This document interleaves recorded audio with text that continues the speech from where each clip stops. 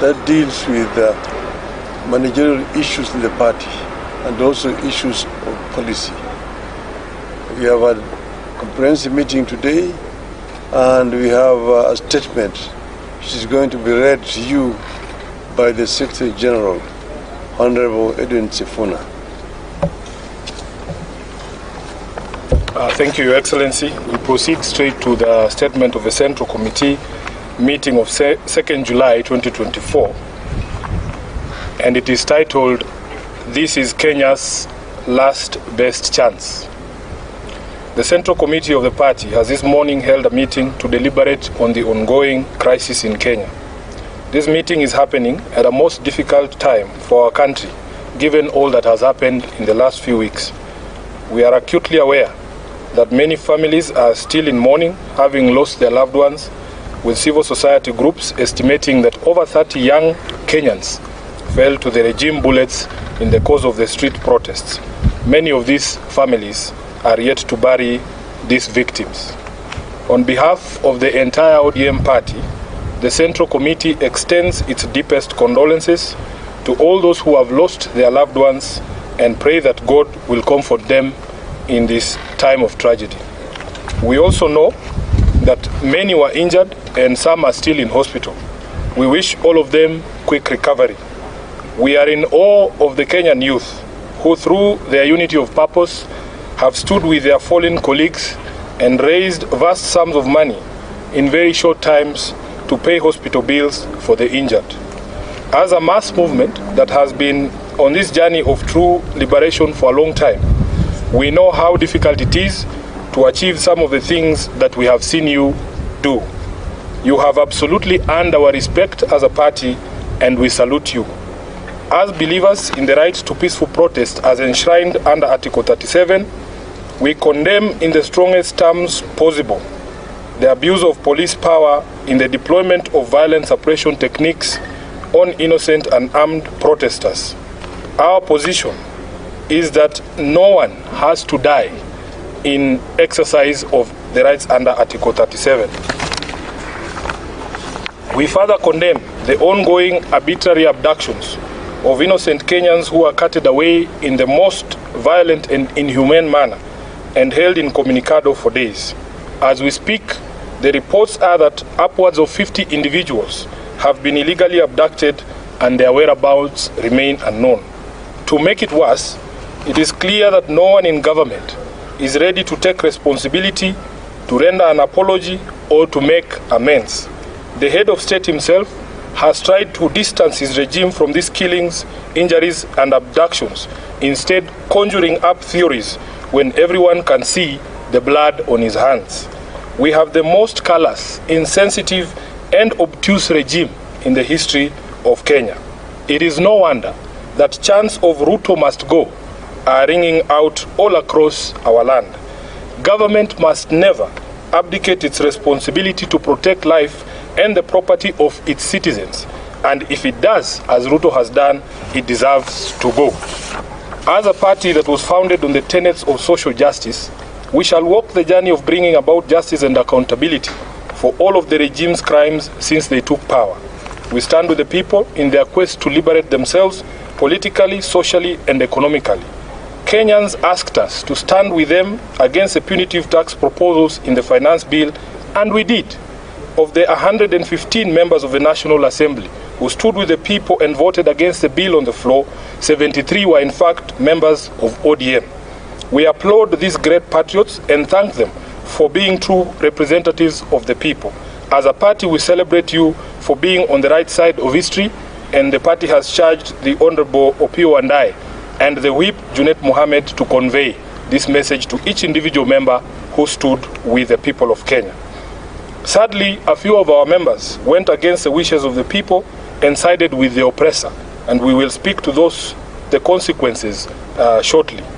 In light of this state of affairs, the meeting has resolved as follows.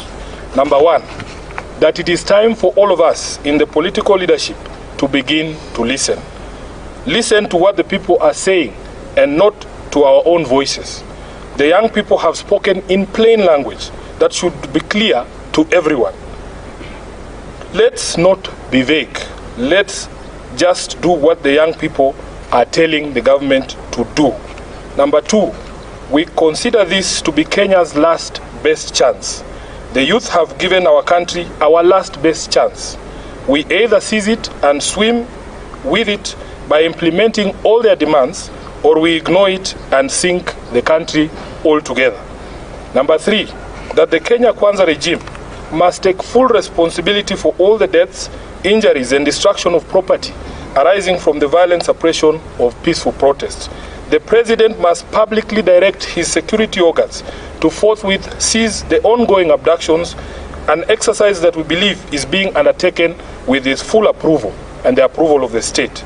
He must account for and order the release of all detainees abducted by these security agencies. Number 4, that the Independent Police Oversight Authority must expedite investigations into all these incidents, including allegations of mass murder by police in Githurai and in Rongai. We were shocked to watch the president claim on live television that only one life was lost. It tells you how out of touch with reality he is. Number 5, that in our view, what happened on the 25th of June 2024 amounted to a vote of no confidence in the Ruto regime. It is clear that this fact is totally lost on Ruto. It is reflected in his petulant proposals on how we manage our economy following the rejection of his tax bill. Instead of focusing on cutting wastage, opulence, and corruption in his regime, he is hitting back at the Kenyan people with threats to cut funding for the judiciary and the county governments. 6, that the ODM party will support credible austerity measures in the executive and in parliament. These two institutions have been expressly indicted by the people as citadels of largesse and wastage, with fresh memory of the invasion of parliament and standing threats for occupation of the executive seat of power. These two institutions must have an honest introspection on their contribution to our current predicament and take measures to lessen the taxpayers' burden. As a party funded by taxpayers ourselves, we will also be taking steps to scale down on our presence across the country and some of our activities to reflect this new economic reality. Lastly, that ODM shall initiate and lead recall processes in the following constituencies in light of the current office holders' repeated violation of their sacred oath and the wishes of their electorate. Number 1, Game constituency. Number 2, Bondo constituency. Number 3, Navaholo constituency. Number 4, Kajiado Central. Number 5, Ikolomani. And lastly, Suba South in Homa Bay. Thank you. That is the end of the statement. Yeah, we do. Eric. My name is Jeff. Jeff, yes. Sorry. I've seen the minority leader and the minority leader in the National Assembly. And during this time of crisis, when Kenyans are asking, did Parliament, National Assembly, have to go for a recess during this period? What actually transpired? Because when that decision was being made, there was a blackout in Parliament in terms of coverage. The media was not allowed to cover that session. Kirui, can I first take questions that are related to the statement we've read? Brian? Yeah, I'm Brian Odinga from the Standard. Now, you said that you support the demands by the youths. One among the demands is the resignation of President Ruto. Do you support that?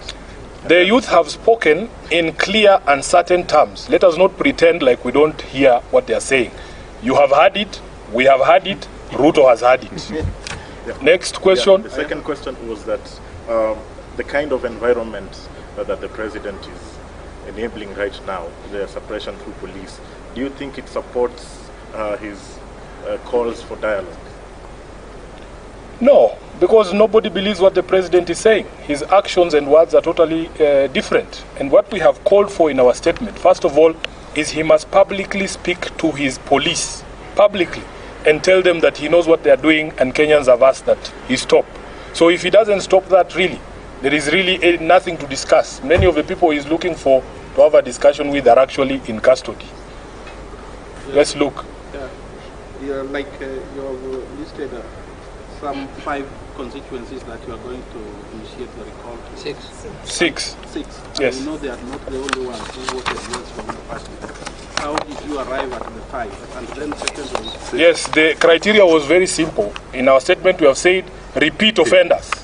Those who voted against the wishes of the people in 2023 and again did it in 2024, because there are few who met their Damascus moments